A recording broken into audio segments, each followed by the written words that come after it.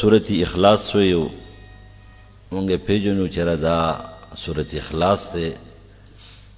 سورة اخلاص ورته ځکه وایي چې دې کې لفظ د اخلاص خو نشته دی، خو دې کې یو نظریه ده او یو عقیده ده او یو سوچ دی او فکر دی د اخلاص د توحید. نو دا د سورت نوم هم دی او د سورت مضمون هم دی چې په دې کې د الله د یووالي فقط ذکر دی، خالص په دې کې د مخلوق ذکر ورسره نشته. د دې وجه دې ته سورت اخلاص وایي. او چې توحید نه نو ټول اعمال بیکار دي، ټول اعمال دا بیکار دي. مشرکانو کې او مشرک درشه حکیم نومې دی.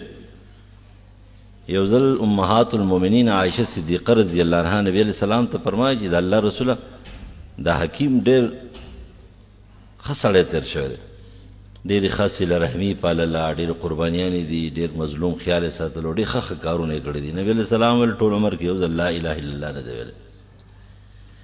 معنا دا ده چې عقیده توحید نه ده. د ښو کارونو بدله الله تعالی کافر ته په دنیا کې ورکوي، ولیکن دغه کار کارآمد نه دی په آخرت کې. د دې نبي علیہ السلام 14 کاله تش په لا اله الا الله باندې تېر کړي دي، په عقیده توحید باندې 14 کاله تېر کړي دي. او دا دومره ترخه عقیده ده. الحمدلله زموږ علاقو کې خدا عقیده ښه ده او دا هم یاد ساتي د قرآن وجه ده چې قرآن نه وي که نه دا عقیده به نه وي، دا عقیده قرآن جوړوي. نور اوس هم داسې علاقې شته دی چې هغوی عقیده توحید پېژني نه، اوس هم په شرکیاتو کې دي، اوس هم په کفریاتو کې دي. څوک مازار پرستی او څوک بابا پرستی او څوک پیر پرستی او څوک ملنګ پرستی او فقیر پرستی، مختلف پرستیان دي او پای کې گیر دي. او دا ډېر خطرناک کار دی. اگر که به ممکن لږ لږ شخصیت پرستی یا داسې لیډر پرستی زموږ په علاقو کې راغلې ده، چېرې د لیډر خبره هغه خلک هم داسې انداز باندې اخلي چې بلکل د الله او د رسول د خبرې نه اوچته اخلي. دغه خطرناک شی دی. خو نور عام طور باندې الحمدلله مونږ علاقه کې توحید شته دی، برقرار دی. د دې وجې نه 14 کاله هم په تخلیص د اخلاص توحید باندې او د توحید په پرچار باندې او د هغې په نظریې باندې د هغې په دعوت باندې تېر شوي دي. عزتمندو، د دې صورتونو خبره مختصر به وایو، خو لیکن اصل خبره دا ده، 2 خبرې دي او دا یې زده کول پکار دی. تاسو تفسیر وکړو چې کومه مستقل ناستو، کومه عارضي ناستو یا یې اورېدلي دي چېرته په موبایل باندې. نو قرآن مجید ښه انسان ښه مسلمان قرآن مجید جوړوي. ښه انسان څه ته وایي؟ ښه انسان دې ته وایي چې پای کې 3 خبرې. کله چې په ښه انسان کې 3 خبرې نه، دا ښه مسلمان نشي جوړېدلی. د ښه مسلمانۍ دپاره اول ښه انسان پکار دی. ښه انسان چې جوړ شي نو ښه مسلمان به شي. په هغه 3 خبرو کې اولنۍ خبره چې ډېره اهمه خبره ده په انسان کې، هغه د انوست ده. د انوست معنا ده الفت، مینه، محبت، صله رحمي، جوړ تعلق، دې ته ویل کېږي انوست. خپل ځان کتل غواړي. اوس مونږ چې فرض که قرآن واورو، خو لیکن صله رحمي را پکې څومره ده؟ قرآن اورو، تعلق بالله هم څومره دی؟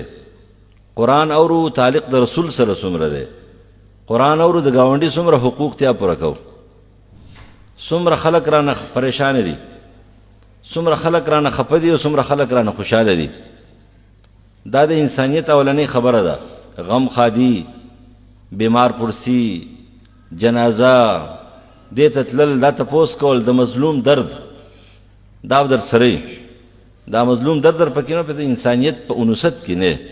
لکه فرض کړو مسلمان ته مظلومان دي، فلسطین کې مظلومان دي، موږ ته دوام نشو کولی. زه اوس اکثر بیګا په یو ځای کې درس ما ویلی چې هلکه مسلمانان دومره کمزوري شو، موږ ټول دومره بیکاره شو چې هغه قنوت نازله نه دی، هغه هم نشو ویلی. لکه پخوا نه به خلکو چېرته سیده ساده مسلمانانو خو دا تکلیف پکې راغی، قنوت نازله خو به ویله. لیکن اوس مسلمانان یا خصوصي د جماعت امامان هغه هم داسې بې حسه شوي دي چې هغه قنوت نازله چې دی نو نشي ویلی. نو دا د انسانیت اولنۍ کړۍ ده، دا په مونږ کې نشته دی. او دا ولنۍ کړی چې د انوست او د الفت او د محبت ته بحیثیت انسان چې هغه مسلمان هم دی. دا قرآن سړي ته ښیي، دا حیثیت قرآن مجید ښیي. نبی علیہ السلام د الفت حیثیت ښودلی دی. یو واري صحابه ناست دي، د بزار حدیث دی د انس ابن مالک رضی الله تعالی عنہ نه. نبی علیہ السلام سره صحابه دي او جریر ابن عبدالله بجلی رضی الله عنہ راغی محپل ته. کله چې جریر رضی الله عنہ راغی مسلمان نه دی، د یمن د حمص خاندان سره تعلق لري، عیسائی دی، خو بس متاثر شوی دی سا او راغلی د اسلام قبلی، اسلام را قبول کړی نه دی، شاته ولاړ دی. نبی علیہ السلام چې وکتل نو لکه عام طور باندې خلقو په ذهن کې رسي که نه مونږ اکثر موحدین نه جوړېږو چې موحد جوړ شي بې ادبه شو، او یا چې کنه بادبه نه جوړېږي بادبه شو بریلیان نه جوړ شي. د ادب کمال ته چې ورسېږو چې مونږ نه بریلیان جوړ شي، بیا چې کنه د نبی علیہ السلام حیثیت الله ته ورسو، د امام حیثیت پیغمبر ته ورسو، د صحابي حیثیت پیغمبر ته ورسو، او د عام مشر چې کنه حیثیت چې کنه هغه امام ابو حنیفه رحمه الله ته ورسو، شافعي مالک ته ورسو. زمون ادب بیا لاړ شي تجاوز وکړي، او کله چې ځان ته موحد وي نو هغه په انتها کې لاړ شي، بس بې ادبه شي، بیا پلار نه پېژني، استاد نه پېژني، مشر نه پاسې، بالکل نه پاسې. لکه کله ویلي چې نه پاسې، پاسېدل خو ځان نه ځان زوګونه دي، ځان نه ځان سوچونه دي، زده که نو بس بیا سلام به هم درته نه کوي، بیا لکه دا موحد دی. نه نه، دې ته موحد نه وایي. نبی علیہ السلام چې وکتله نو هلته جریر ابن عبدالله بجلی رضی الله تعالی عنہ مسلمان نه دی، خو شاته ولاړ او زګی نشته دی د ناست دی. رسول الله خپل صادر مبارک راواغېستلو او هغه ته ورغزار کړو چې ورواید چې ورته په دې باندې کښېنه. نبی علیہ السلام صادر جریر ونیول او ښکلی کړو، او رسول الله ته فرمایي الله دې ستا عزت او قدر نور هم زیات کړي، ستا عزت او قدر دې نور هم زیات کړي. او د هغې نه بعد نبی علیہ السلام یو جمله او یو قانون مونږ ته راکړو چې اذا جاء کریم قوم فاکرموه، کله چې د یو قوم مشر راشي د هغې به عزت کړي. اوس عام طور باندې زمونږ په ذهن کې داري چې څومره کشران طبقه ده، دا غل دی، دا ډاکو دی، دا پلانکیر دی، دا هغه دی، ته څه شی، ته څومره روغ یې، ته خو د ټول نه غټ غل یې که دغې حد ته ورسېږې. نو بس بیا د مشر بېعزتي، د مشر چې کومه توهین، د مشر ته سپکې خبرې، ولې دا سوچ بالکل غلط دی. چا کې غلطي ده، ستا مطالبه ده ته خپله مطالبه وکړه، د رپورټ خبره ده رپورټ پې وکړه، د جرګې خبره ده جو راشه عالم پسې ولېږه، یو بل سپین ږیری پسې ولېږه، بل مشر پسې ولېږه، یاره جي زما حق ته تېواله. لیکن دا خبره چېرې ته داسې خبرې کوې چې د هغې سره د مشر توهین نازي، نو دا کار شریعت ته اجازت نه ورکوي. رسول الله قانون مونږ ته راکړو چې اذا جاء کریم قوم فاکرموه، کله د قوم مشر راشي د هغې عزت پکې قدر به کوي. دا اولنۍ خبره ده چې انسانیت کې به انوثت موجودي. دویم نمبر، په انسان کې به حرکت وي، دی به محسوس وي، دی کې به احساس وي، بې حسه به نه وي، دی کې به احساس وي. که برس که دا د جماعت امام دی، دی خپل مقتدیانو ته وګوري چې هلکه یو مقتدي خو د 3 ورځو نه راځي، دا ولې نه راځي؟ تپوس یې وکړي چې ولې بیمار دی، چېرته تللی دی، زمانه خفه شوی دی، دی کې به احساس وي.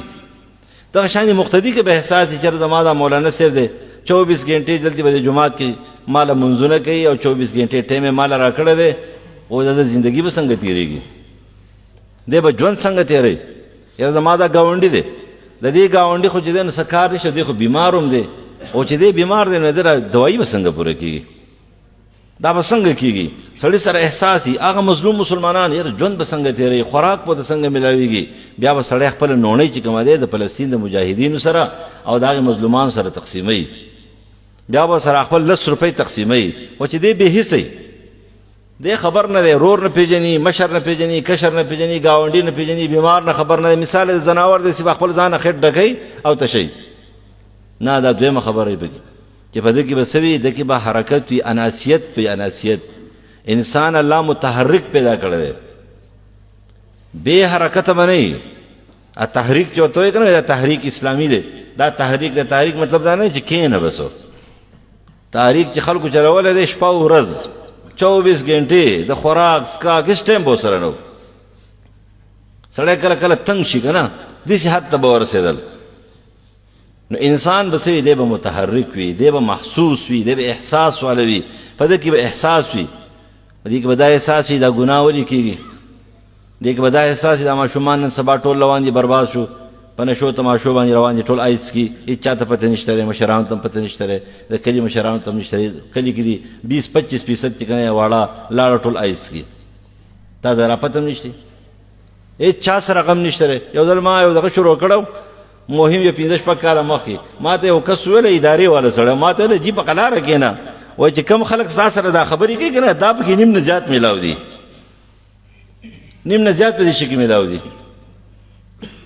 خبر همداره چې دا احساس ورسره چېرې دا واړه ولې خراب شو، چرته هم د چا په بچي باندې مه خوشحاله کېږئ چې شکر دی چې یاره زما دا ګاونډي یا زما دا پلانکې یا دا پلانکې دی برباد شو، چرته مه خوشحاله کېږي که نه الله به در نه وباسي. خفه شه، ته انسان یې، تا کې به احساس وي، ته به خفه شې پریشانه به شې په دې باندې چې دا ولې دا بچی داسې دی. ځان نه به امام ابو حنیفه رحم الله جوړې په لارو کوڅو کې منډې وایي، ماشوم نه امام ابو یوسف یې د ګوتې نه نیولو جومات ته راوستلو چې بچې منډې تړلې مه وایي چې زما خو نښه خویندې دي. یو مې بوډۍ مور ده، د هغې د خوراک څښاک مسله ده او د دغې جنکو د ودونو خبره وي، زه د هغې لپاره څه مزدوري دیاړي کومه، ویل ځه د دې غم به دې زه کومه، د دې غم دا به زه کومه. مونږ هم وایو که نه یاره پلانکې داسې دا سلب چې دي که نه دا مخې ته ګورئ، دا مخې ته راولئ به دي، دا ګورئ ګورئ، دا چې څومره ګورئ که نه دومره په مونږ کې سړیتوب راځي. قرآن او حدیث په خپل ځای عظیم دي، لیکن هغوی د دې نه چوړ او خلاصې بیان کړي دي، عملا نمونې پیش کړي دي. دا چې ته ګورې تا کې به سړیتوب راځي، تا کې به احساس پیدا کېږي. نو دویم نمبر صفت دا دی چې دی ځان ته انسان وي، دی به څه محسوس انسان وي، متحرک وي. دریم نمبر انسان کمزور دی، نسیان دی پکې، هیر دی پکې، دته نه خطایي کېږي. نن زمانه خطایي وشوه ته به ما معاف کړې، ستا درله درلم تا ته ودرېدلمه ما معاف کړه، سبا به ستا نه غلطي کېږي بل به دې معاف کړي، داسې به د بل نه غلطي کېږي بل به معاف کړي. نو دریم صفت دا دی چې په دې کې به نسیان وي، هیر به وي، خو د معافۍ ماده به وي پکې. دا درې واړه خبرې دا بیانې مسلمانی دا هغه فرد جوړوي چې هغه مصلح فرد دی. مسلمان څه ته وایي؟ مصلح فرد ته.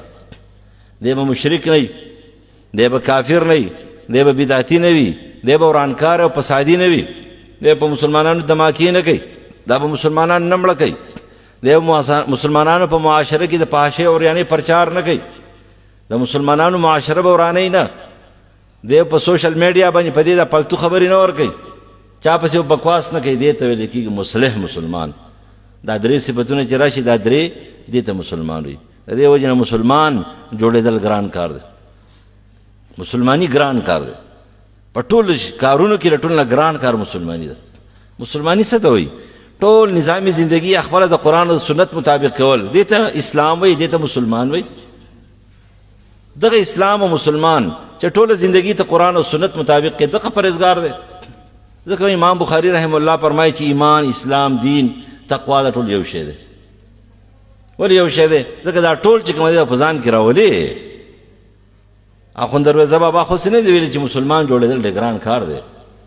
د جایز و ناجایز تمیز وکړې، د حلال و د حرامو تمیز وکړې، نو تا ته به الله تعالی صحیح لاره ښیي، دې ته مسلمان وایي. دا کوم ځای کې زده کېږي؟ دا په دې قرآن کې زده کېږي. ښه انسان جوړېدل، ښه مسلمان جوړېدل لا په بل ځای کې نه جوړېږي. صحابه چې ښه مسلمانانو نو ښه انسانانو، ښه افرادو، کامل افرادو. ځکه د هغوی په باره کې وایي عبدالله زید مسعود رضی الله عنه چې اختار الله لصحبت نبیه ولاقامت دینه. دا د نبی علیہ السلام دپاره دی انتخاب شو، دی قرآن جوړ کړیو، جوور علم و پکې، زړونه پاکو، تکلفات مکلفات پکې نه وو. نو قرآن مجید باندې بزان دا به جوړو، تاسو به اورېدلي. دا اولنۍ صورت دی، د صورت اخلاص وایي. ډېر فضایل دي، فضایلو باندې دومره روایات دي چې راجمع کې صحیح روایات چې څومره دي د دې په باره کې تقریبا 17 روایات پکې بالکل صحیح دي، 19 روایات پکې بالکل صحیح روایات دي.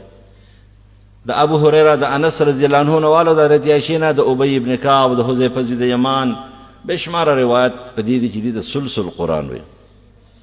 د دې صحابهونو نقل دي مرفوعان چې د سلسل قرآن وي، د قرآن درېیمه حصہ. تفهیم القرآن کې مولانا مودودی رحم الله د دې ډېر ښه توجیه کړی ده.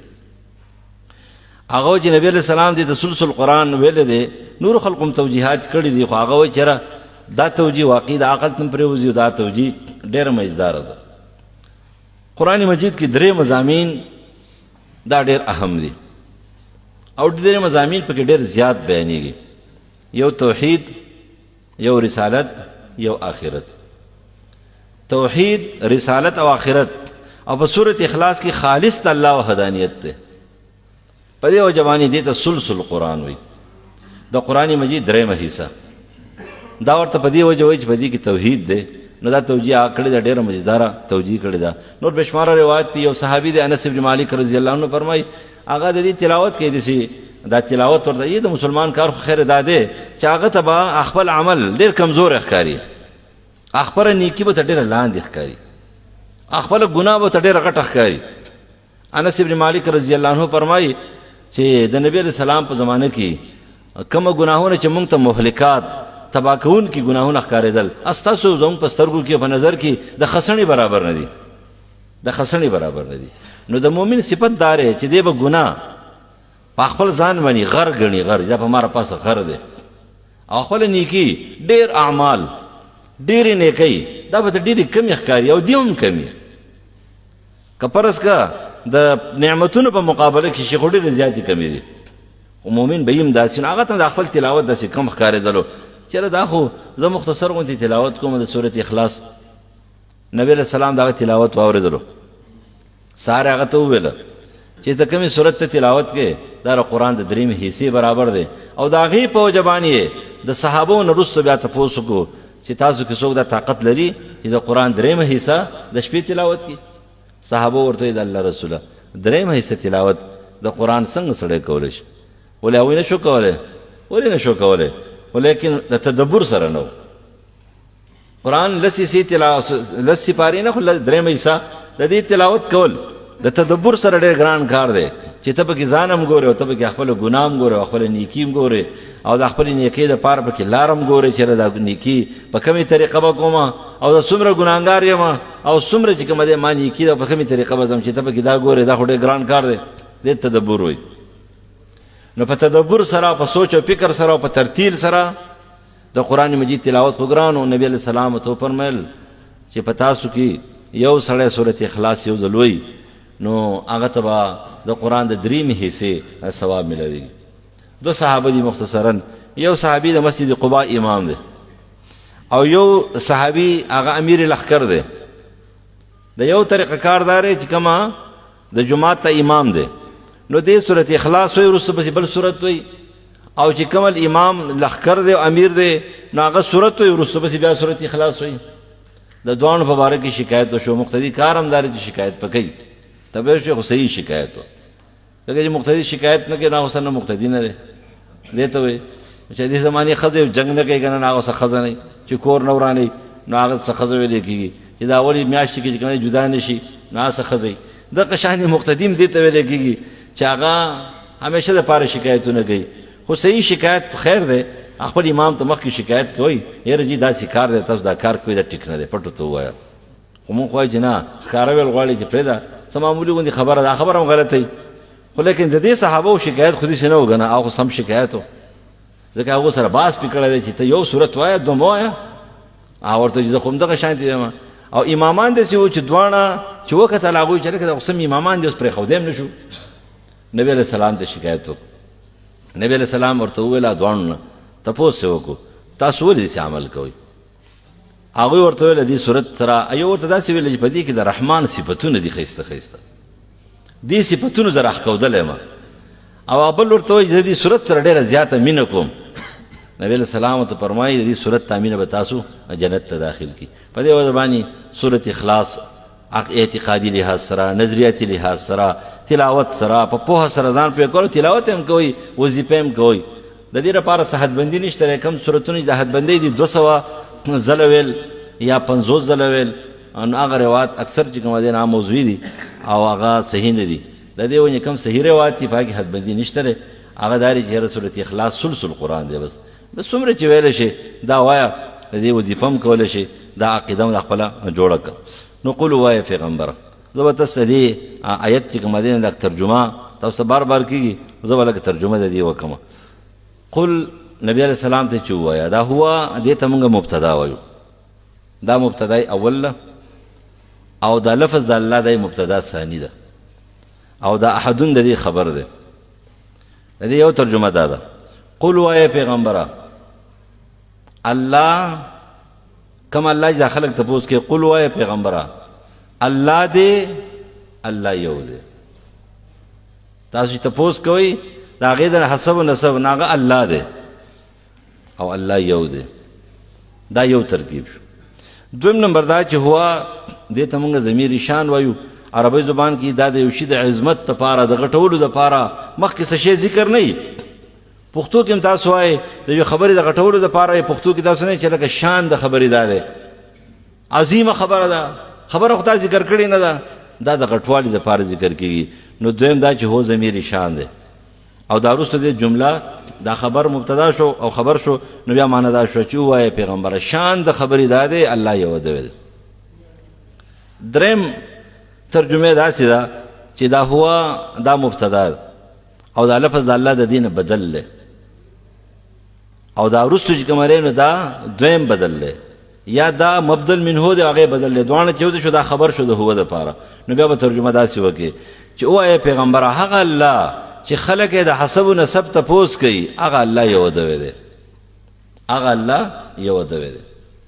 اوس په دې کې دا احد لفظ چې دی نو دا ترجمه په اعتبار سره مولانا صاحب تفهیم القرآن کې نقل کوي چې احد واحد چې د معنا په اعتبار سره واخلي یو معنا ده څه فرق پکې نشته یو دی. هغه وایي چې په دې احد کې غیر معمولی داسې زور دی چې دا په واحد کې نشته. په دې احد کې داسې زور دی دا په واحد کې نشته او 100% ټیک خبره کړې ده چې واقعي په دې احد کې په دې کې داسې زور دی دا په واحد کې نشته. ځکه تاسو ته حسب نسب شوه دی چې الله تعالی حسب نسب راته بیان کا نو دا غي په جواب کې ممتداسي جواب او داسې ټکه وي چې هغه جواب دا غوي مات شو خبره ختم شي. نو د دې وجنه پښتو کې تاسو چوي چې دا یو دی نو په دې کې امکان د دویم پیدا شي. خو چې کله دوی دا پلان کې سره یار دا یو دوی دی د سړي سوچ چې کومه وړاندې څه شي ختم شي او په دې یو پرد باندې تاویږي چې دا یو دوی دی. دغه شان دی په اردو کې ته دا ایک دی نو د دو چې کوم دین څه پیدا شي امکان پیدا شي او چې ته دا یکتا دی نو ته په دا کې یکتا نه تاویږي بیا وړاندې بنځي. دغه شان دی په عربی زبان کې چې ته واحد دی نو د واحد نه پس تا اثنين دویم ته چې کوم دین سوچ زی لیکن چې کله ته احد دی نو تاسو سوچ په د احد نه تاویږي د احد نه باخ ونه زی. دلته دا خبره ده چې نور عام مفسرین ترجمه ایک کړی ده لیکن مولانا سے ترجمه یکتا کړی ده او یکتا ترجمه په دې کې ډېر بهترین او مناسبه ترجمه ده چې وایي پیغمبره شان د خبردار الله یو دوی دی الله یو دوی دی. نو ته چې یو دوی دی نو بیا خو خلک دې کنه خلک وایي کنه یو پلاړ دی او دا غي ته ټول بچی چې کوم دی نو هغه پراته دي او ټول خلک ته پراته دي نو څنګه وساتي. او چې الله یو دوی دی نو د دې مخلوقات حاجتونه به څنګه پوره کیږي. دا مخلوقات خو هر څه غواړي هر ټیم غواړي او غواړي به نو رسو بس الله الصمد الله بی نیاز دی. صمد بشمار معنی علماء کړی دي خو جامع معنی د صمد دادا جامع معنی صمد دې ته ویل کیږي چې څومره حاجتونه دي څومره مخلوقات دي څو وخت څه ټیم خپل حاجتونه د الله نه غواړي الله تعالی ټول حاجتونه هغه پوره کوي او په دې حاجتونو کې الله هیڅ چاته محتاج نه دی. دقه ته صمد وي دا بی نیاز ټکه چې هغه ویم دیتا چې قل هو الله احد الله یو دوی دی ته چې نعوذ بالله ذهن کې راشي یو دوی بر ټول هر څه څنګه پوره کوي وي الله الصمد الله بی نیاز دی. ټول حاجتونه ټول کارونه ټول دعاګانی ټول مطالبه ټول غوښتنې هر وخت هر ټیم پوره کوي څه ټیم چې تغواړي دا پوره کوي. ولی لم یلد ولم یولد نه بچو ته محتاج دی نه لاندې نسب ته محتاج دی نه باندې حسب ته محتاج دی نه بچو ته محتاج دی نه مور پلار ته محتاج دی ولم یکن له کفوا احد، نه د الله همسر او برابر شته دی، مثل او نظیر شته دی، نه نعوذ بالله خز شته دی. نو دا رد شو په ټول یهودو عیسایانو باندې او په مشرکانو باندې چې هغه د ابن الله قایل دی، یا د حقیقي او یا د مجازي، یا د مکی مشرکان قایل دی. نو چې الله یو دی دی او دا دې صورت جامع هر چاله ورځي او هر څوک په دې باندې پوهیږي. اوس د توحید مسله خو بیان شو. قانون دار چې کته نظریاتي لحاظ سره موحد مسلمان جوړیږي نو هم تا ور څوک پریدي نه. خپل توحید ساتل، خپل ایمان ساتل، خپل اسلام ساتل، خپل حیا ساتل، د شیطان نه، د فسادیانو نه، د انسانانو نه، د معاشري د فتنو نه ډېر ګران کار دی. عقیده خو دې جوړه کړه، خلک وایي که نه خلک دعا کوي. زه خو یم چې ټول ګران کار دا دی چې یو سړی د بچي دعا کوي نو د بچي د دعا نه مخکې دی دا دعا هم کوي چې یاره رب بچی خو راکې څنګه چې پیغمبرانو دعا کړو طیب بچی راکې، خو دا سوچ په هم کوي چې ورې زه به د دې حفاظت څنګه کوم، حفاظت څنګه کوم. د دې وجې نه خلک بچي غواړي، کله په باباګانو پسې ګرځي، کله په مونجیانو پسې ګرځي، کله په بل پسې ګرځي، کله دواګانې غواړي، کله څه کوي کله څه کوي. خو لیکن چې کله الله بچی ورکړي بیا دې خبر نه وي، بیا نه تربیت یې نه خیال ساتي، هېڅ هم نه کوي. نو هلکه بچی خو الله درکړو، خو لیکن دا خو تا ونه ساتو، لاړو برباد شو، تم برباد شوې. آخر دې راشي مولوي صاحب ته تپوس وکړي یاره جي زه وایم دا بچی زه مړ کړم، ته ماله اجازت راکړه چې زه دا مړ کړم. هلکه دا اجازت زه نه شم درکولی، دا راغلی دي.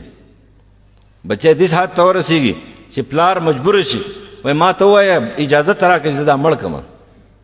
نو د دې وجې نه عقیده جوړه شوه، توحید برقرار دی، مسلمانان یو، اسلام دی، دا ساتل پکار دی. خپل اسلام ساتل پکار دی، خپل ایمان ساتل پکار دی. د دې مختلف دشمنان دي، څه انسی دشمنان دي، څه جنی دشمنان دي. لہذا دې دوانو صورتونو ته معوذتین وایي. معوذتین ته ځکه وایي دا دوانو صورتونه په یو ځای نازل شوي دي. دا دوانو صورتونه 21 نمبر په نزول کې دي او دا داسې نه چې د یوې مسلې په باره کې نازل شوي، دا قیامت ته ورځې پورې په دې کې بېشماره قوانین دي. نور راغلی د نبی علیہ السلام باندې د سحر او د جادو اثر شوی دی. د عائشہ صدیقہ رضی اللہ عنہا حدیث صحیح بخاری و مسلم کی، نبی علیہ السلام باندې جادو شوی. ته د مشرکانو خبره پوره شوه، مشرکانو خو ویل چې دا بنده سره مسحور دی، د باندې جادو شوی دی. نو دا خو د مشرکانو خبره ټیک شوه نه. مشرکانو چې ویل چې مسحور دی نو هغه داسې نه ویل چې د ظاهر ټیک نه، ظاهر امین او صادق ورته وایو، ظاهر او ته بالکل هر څه باندې یو نظریه ورسره وه، د هغې نظریې مخالف و. هغې نظریې ته دوی څه ویله، دې ته سحر وایو. او د نبي علیه السلام په هغې نظریې باندې اثر نه و شوی، د نبي علیه السلام په وجود باندې اثر شوی، نه په دعوت باندې شوی، نه په عبادت باندې شوی، نه په توحید باندې شوی، نه دعوت په پرچار باندې شوی. هغه نظریه هغوی ته معلومه وه چې نبی علیه السلام بیمار هم دی هم ټیک خبرې کوي، نبی علیه السلام په درد کې دی هم ټیک خبرې کوي، او که نبی علیہ السلام په وجود باندې تکلیف ته هم صحیح خبرې کوي. نو دوی چې ورته مسحور وایو نو په دې وجه نه وایو چې په ده باندې چا جادو کړی دی او د وجود ګډوډ شوی دی. مسحور ته په دې وایو چې په ده باندې چا داسې څه خبرې ورته کړي دي، د نظریه خرابه کړله، د عقیده خرابه کړې ده. نو د نظریه او عقیده او دعوت خو بالکل د رسول الله سو پای کې څه فرق نه راغلی. وجود کې تکلیف او په دعوت کې تکلیف نه راغلی، دا هغې سره څه منافي نه دي. دا دوه صورتونه نور قصه تاسو ته معلومه. نبی علیہ السلام سحر شوی دی، سحر په خلقو کېږي او خلق په وهم کې اخته شوي دي. نن سبا د نیم نه زیات خلق وهمیان دي. وهم داسې یو بیماري ده، دې علاج نشته دی. د دې علاج د انسان سره په خپل لاس کې ورسره دی. که د دې مقابله وکړي وهم به ختم شي، او که داسې نه وي نو ټوله ورځ په کوډمارو پسې ګرځي. ځکه چې نن سبا څنګه فتنې زیاتې شوې، خلک وایي موبایل نقصانات زیات شو. د موبایل نقصانات خو زیات شو، خو د دمګرو نقصانات د هغې نه زیات دي.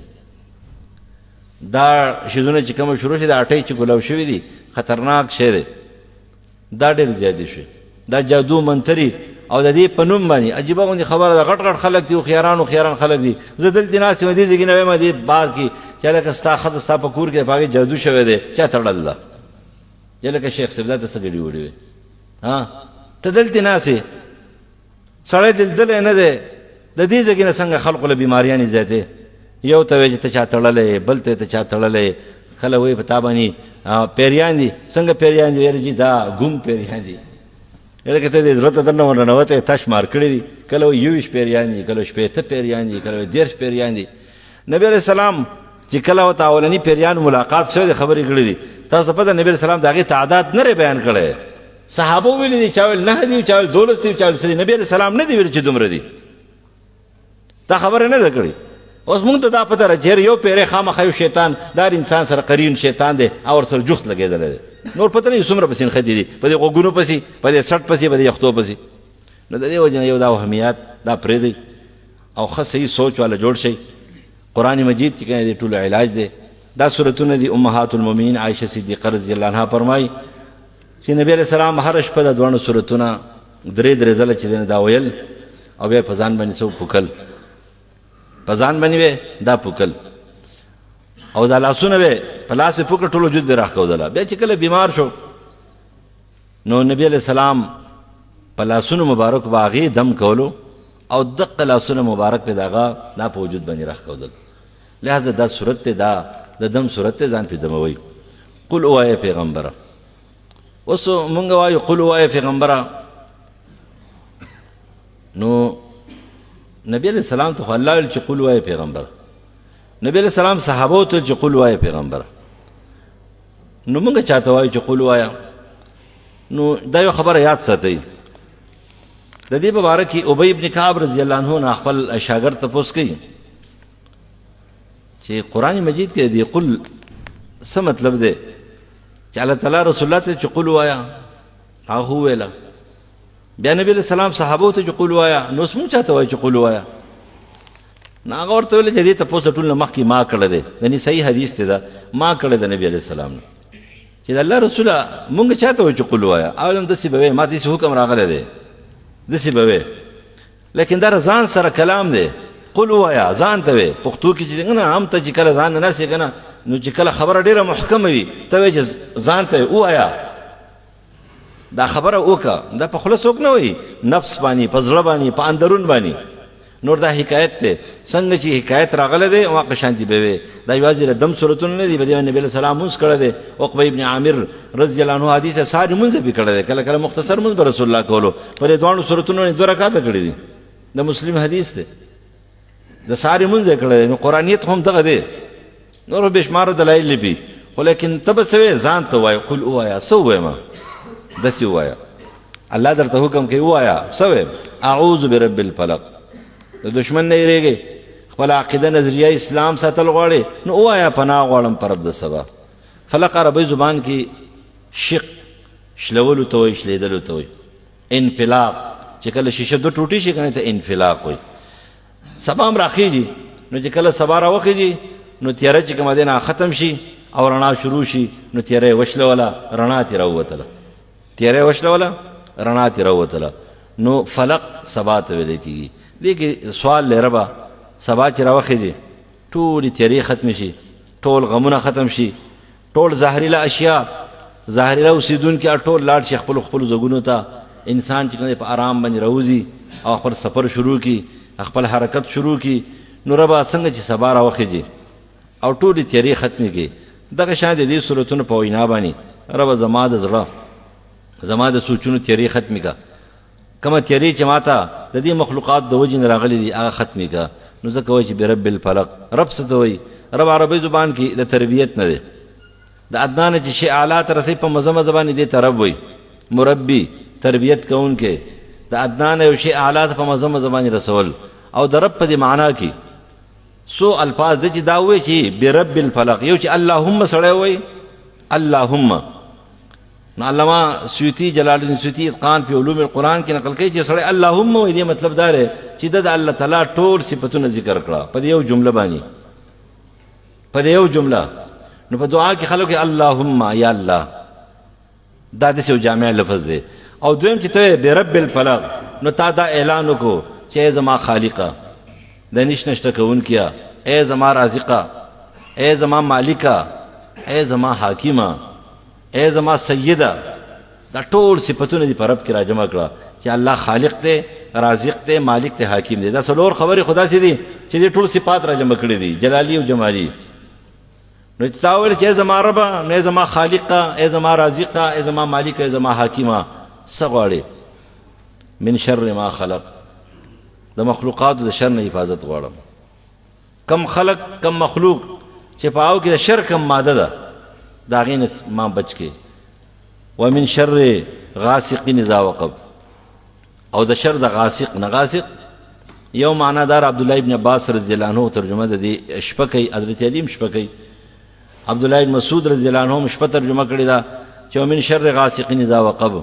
وقبا تام کېدلو ته ویل کېږي، پوره کېدلو ته ویل کېږي، په معنا د وتلو سره هم راځي. خو دلته معنا د شر د شپې نه چې کله خوره او پوره شي، تام شي. او د عایشه رضی الله عنها حدیث چا مرفوع حدیث دی او حدیث هم صحیح دی، دواړه ترجمې دي. دغه ترجمه به مې دا به مې چې هغه نبی علیه السلام سپوږمۍ ته وکتله پرېوتله، حضرت عایشې ته وفرمایله چې دا غاسقه ده، سپوږمۍ ته غاسقه وایي. نو معنا دا شوه د شر د سپوږمۍ نه. سپوږمۍ خو شر نه دی، یعنې سپوږمۍ چې کله راوچته شي یا پرېوځي په دې وخت کې خلک څه کوي، څه کارونه کوي. نو د دې نه حفاظت غواړو. باقي شپه چې کومه دی واقع د فتنې او د فساد دپاره، آرام دپاره جوړه، خلک پکې نقصانات کوي.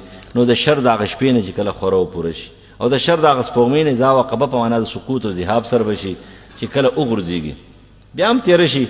نو تقریبا دواړه په اعتبار د معال سره د دواړو معنا تېره شوه چې شپه کله خوره او پوره شي ډکه شي، او سپوږمۍ چې کله پرېوځي نو شپه شروع شي. نو د دې فتنو نه مې بچ کړه. ومن شر النفاثات فی العقد، او د شر د هغه پوکو هونکو نه په غوټو کې. دلته مراد دا نفاثات، ومن شر النفاثات فی العقد خبره خو که د سړي په باره کې وي چې که لبید په باره کې وي، لبید د اعصم په باره کې، نو بیا نفاثات صيغه د مؤنث راغلې ده. نو دا یا د عقدې د وجې نه، ځکه چې دغه په اعتبار د جماعتونو سره دا نفاثات راغلی دی. او یا چې دی نو د هغې لوڼه وي، دا او یا دا دی چې کومه انسان هغه د شریعت خلاف کارونه کوي نو هغه نجسي، نجس پاکي صفت ته مؤنث او د انثیت زیات وي. په دې وجوانی صفت پکې د چا راغلی دی؟ د مؤنث زیات شوی دی. او یا دا چې دغه جینکو یا دغه ښځو هغه سحر او جادو کولو. نو من شر النفاثات فی العقد، ربا ساه اخیستل خو د دې دپاره چې زندګي راشي. اکسیجن او هایدروجن د انسان ژوند دی، څه به داخلی او څه به وباسي، په دې به انسان ژوندی وي، ژوند به تېروي. خو دغه نعمت خلق ناشکري وکړي او څه وکړي دی په هغې سره جادو کوي، منتري کوي، سحر کوي، هسې پوکي کوي. دا نه چې دم کول چې ناروا دی او دم کې پوکی نشته، پوکی هم پکې شته، دم هم پکې شته دی، ولیکن دا هغه بد دمونه دي، هغې د رد دی. ومن شر حاسد اذا حسد، او د شر د هغې حاسد نه اذا حسدا، کله چې حسد وکړي په خپل زړه کې، یا اذا حسدا کله چې خپل حسد ښکاره کړي د چا په مخ کې ووایي. نو چې کله دې ښکاره کړي، ځکه چې کله کینهګر کینه کوي په زړه کې دننه وي، هغه انسان ته نقصان نه رسوي، هغه فقط ده ته نقصان رسوي، دې خفه کوي، دې پریشانه کوي. خو چې کله دې د خپل حسد په ظاهر کې د ښکاره کولو کوشش کوي، نو بیا هغه سړي ته نقصان رسوي. د هغې دپاره یو هیله جوړوي، حواله جوړوي، یو تدبیر جوړوي، نقصان رسولو کوشش ورته کوي. نو ربه چې کله کینهګر را خپله کینه ښکاره کوي، ربه ما د دې نه بچ کړي. کینه ډېر خطرناک شی دی، تاسو ته بار بار ویلې شوي دي، تاسو یې درسونو کې اورئ. پاک زړه پکار دی. ګوره زموږ زړونه پاک نه دي، دا زړونه پاک کول غواړي، دا رېګمال کول غواړي، دا په قرآن پاکېږي، دا په ذکر پاکېږي، دا په خوف الهي پاکېږي. دا د قرآن درس چې دی که تاسو واورېدو که نه، چې دوه خبرې در پکې دې درس نه پیدا کړي، نو زه ته وایم چې تاسو قرآن نه دی اورېدلی. قرآن مجید په انسان کې دوه خبرې ډېرې اهمې خبرې دي چې دا پکې نه وي نو په ده کې چې کومه دی نو قرآن اثر نه دی کړی. نمبر 1 قرآن چې کومه دی دا نوم دی د خوف الهي. قرآن او د علم سره چې یره د الله نه وي، دا علم نه دی. تا قرآن صحیح اورېدلی نه دی، او د قرآن سره چې ادب نه وي، ادب یې در پکې نه پیدا کړی، نو تا قرآن صحیح نه دی اورېدلی. د دې وجې نه چې دوه خبرې در پکې اهمې پیدا کړې، چې یو پتا کې خوف الهي راغی، یره د الله نه یره، او دویم در پکې ادب راغی. ته پوه شې چې قرآن ما باندې اثر وکړو په ما کې سره. لکه خوف الهي داسې یو قانون دی چې انسان د هر څه نه منې کوي، د هرې غلطۍ نه منې کوي.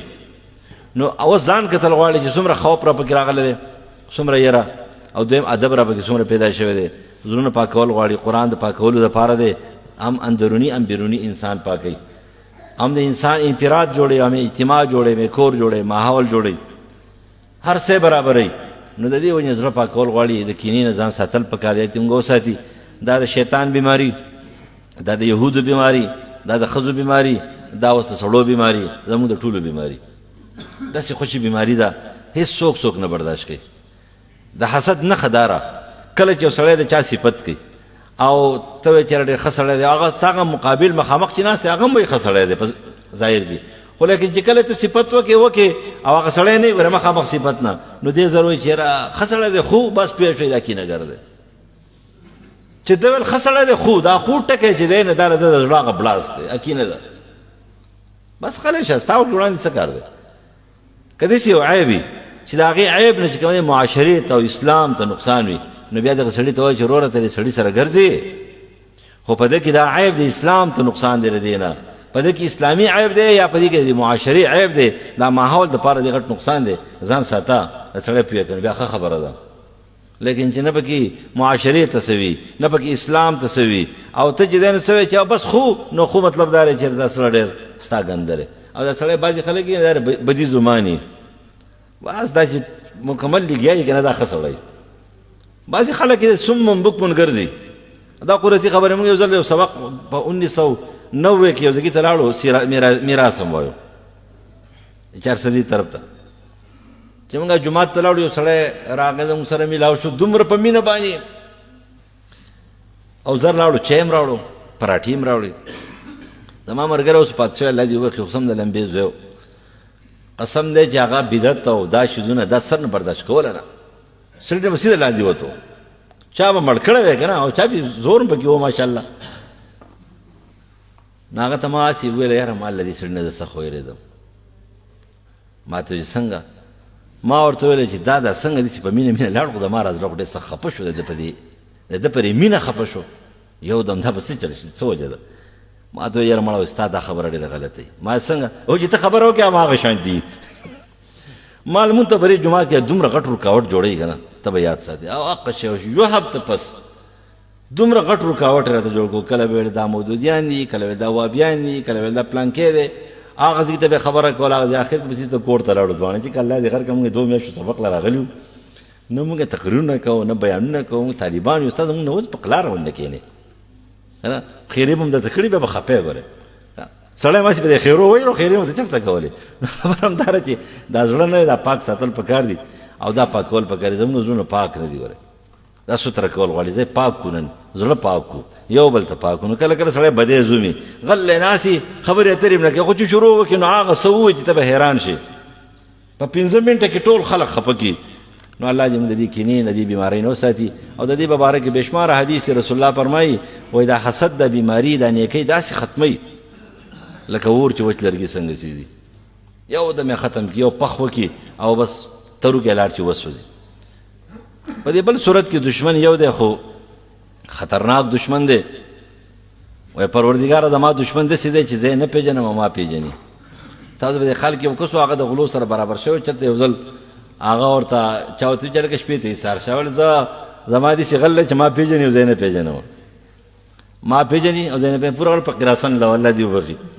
هغه ویلو چې یاره زما داسې غل دی چې زه یې پېژنم نه ما پېژني پته نه لګي چې ته غل یې که ته مې دښمن یې که ته مې دښمن یې یو ډز رانه تېر کړې ته مې دښمن یې زه هم وایم چې په دې صورت کې وایي چې پروردګاره زما داسې دښمن دی چې ما پېژني او زه یې نه پېژنم.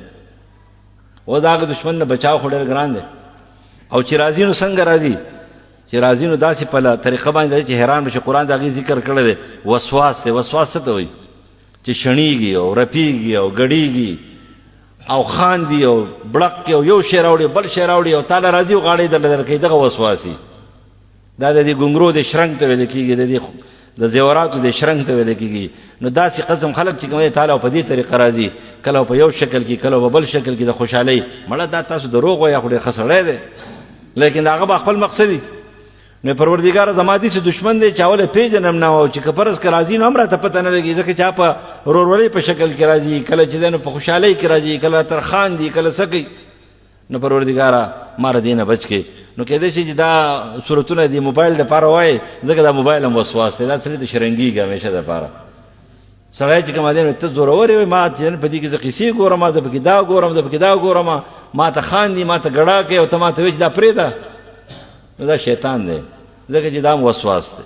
نو قل وایه پیغمبره پناه غواړم برب الناس په رب د انسانانو باندې ملک الناس بادشاه د انسانانو باندې او الہ الناس معبود د انسانانو باندې ربا دشمن می زورور دی خطرناک دی پیژنې مې نه په کم طرف پر راځي او د کم طرف به حمله کوي کم طرف ته مورچه جوړه کم داسې اسلحه په کار ده چې پروردګاره زه هغه استعمال کوم هر طرف ته چې زما دشمن یا دشمن ختم شي من شر الوسواس وسواس مبالغی صيغه ده وسوسه د عربی زبان کې د شیطان ټنګو ته وي د شیطان همزات ته ویل کېږي د شیطان را شکولو ته ویل کېږي او د هغه د انسان د مسلمان د ګمراه کولو دپاره چې څومره خیستې او خوشي او څومره طریقې د هغه سره ورسره دا ټول استعمالوي دا وسواس الخناس خنس عربی زبان کې په شا تښتېدو ته وایي خناس د دې دو ترجمې دي یو معنا خناس دې ته وایي چې په زړه باندې خړتمې ښودلی او ذکر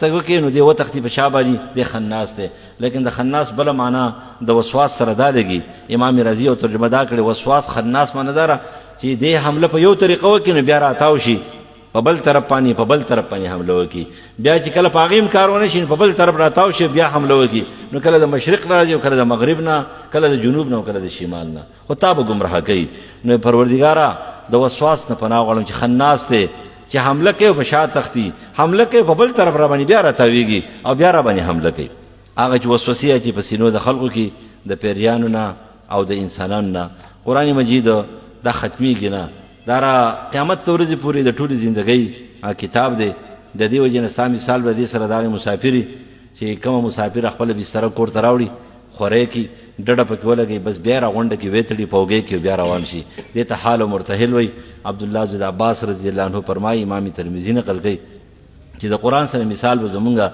رسول الله د حال د مرتحل وي د هغې مسافر وي مسافر واقعي خبره ده چې وختي زندگی وي وایي چې اوس ختمېږم خپله بستره به د ځان سره ګرځوي د خپل قرآن سره به تعلق نه ختموي د مرګه پورې به د قرآن سره سوي تعلق وي نو به چې قرآن اخر ته ورسوي بیا به د سر نه شروع وکړي او د مفلحونه پورې بیا ویلی شوي دي ابی ابن کعب رضی الله عنه عبدالله ابن عباس ته ویلی دي ابی ابن کعب پخپله فرمایي چې ماته نبي علیه السلام ویلی دي د مفلحونه پورې نو تاسو هم د مفلحونه پورې به داسې تلاوت وکړم نور خپل قرآن بیا چې کوم دی نو وایي بل ډول تفسیر ته انتظار مه کوئ بل ډول تفسیر ته بیا ژوندي یا بنئ قرآن چې کوم دی نو دا به پرېږدئ نه بسم الله الرحمن الرحیم په نوم د الله چې بې اندازې مهربان او زیات مهربان دی ټول صفتونه د کمال ثابت دی الله لره چې پالونکی د مخلوقاتو دی بې اندازې مهربان او زیات مهربان دی واقدار د ورځې د جزا او د سزا دی خاص تا لره بندګي کوم خاص تا نه مدد غواړو مونږ وښایه مونږ ته نیغه لار مضبوط که مونږ په نیغه لار روان که مونږ په نیغه لار دا کسانو ته احسان کړی دی په هغې باندې نه غضب پې کړی شوی دی په هغوی او نه ګمراهان دي بسم الله الرحمن الرحیم الله په کلیم دی معنا دی حروفو دا کتاب هغه عظیم شان کتاب دی چې کوم په لوح محفوظ دی لا ریب فیه دی کې شک نشته پریشانی نشته تردد نشته تهمتونه پکې نشته دی سراسر هدایت دی د پرهیزګارانو رجوع کوونکو دپاره دا هغه کسان دي چې دوی ایمان راوړي په غیب باندې جنت باندې جهنم باندې الله باندې عرش باندې او دوی ایمان راوړي ستا نه په شیشه هم که ستا په مجلس کې وي او که نه وي ودروي مانځه لره او د هغه نه چې ورکړي مو دوی ته خرج کوي او هغه کسان دي چې ایمان راوړي په هغې نازل شوي تا ته نه چې مخکې ستا نه په آخرت دوی یقین کوي د دې صفتونو مالکان دا په سمه لار دي د رب خپل نه او دې صفتونو مالکان کامیاب دي ومال بلاغ مبارک شه